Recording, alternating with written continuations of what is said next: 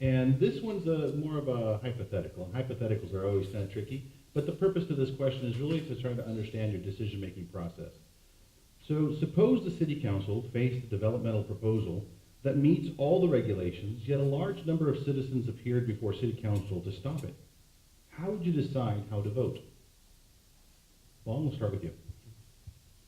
I think on my time on the planning commission, we faced this several times already with Super Walmart, with the firing line, with Old Dry Creek.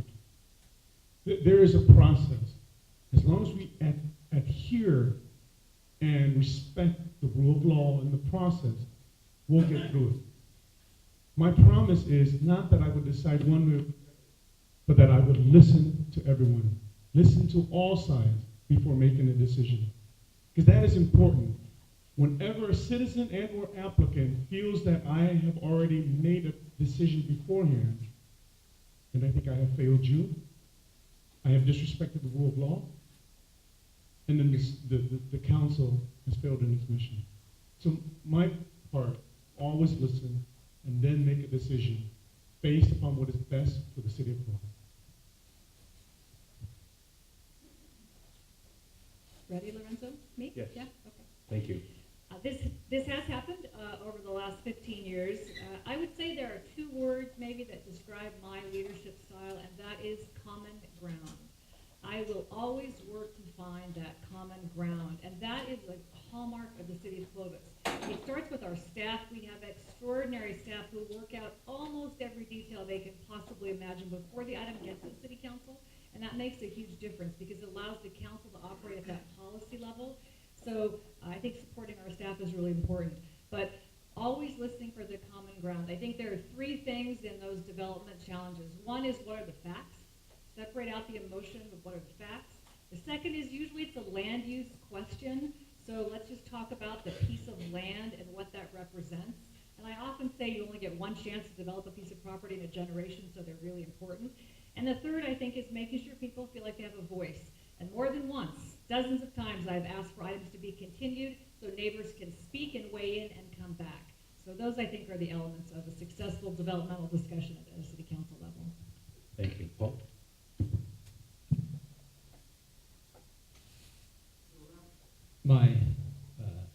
I guess from a leadership standpoint, what would you do?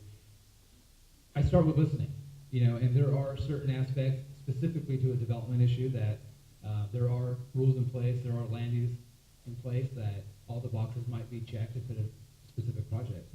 But at the end of the day, one of the great things about local government is the opportunity to fill the room with concerned citizens. And it is our responsibility to be able to ensure that everyone has a voice.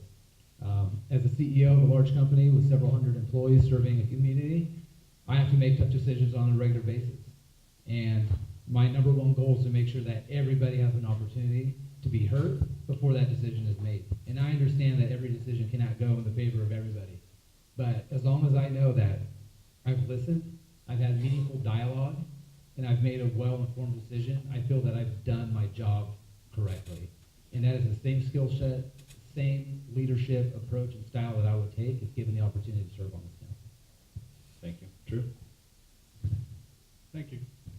There's a difference between doing things right, obeying the law, and doing the right thing. And as a council, we need to do the right thing by the people, by the citizens. I dealt with a situation similar to this when I was the chief of police in Kingsburg, and they were bringing a mental health hospital into the old Kingsburg facility.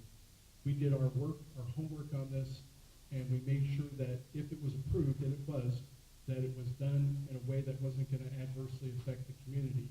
There was a recent mental health hospital proposal that was brought here.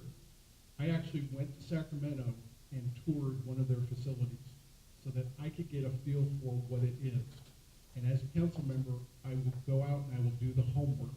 I will make sure that I'm educated and up to speed on what the issues are so that whatever decision I make the right one.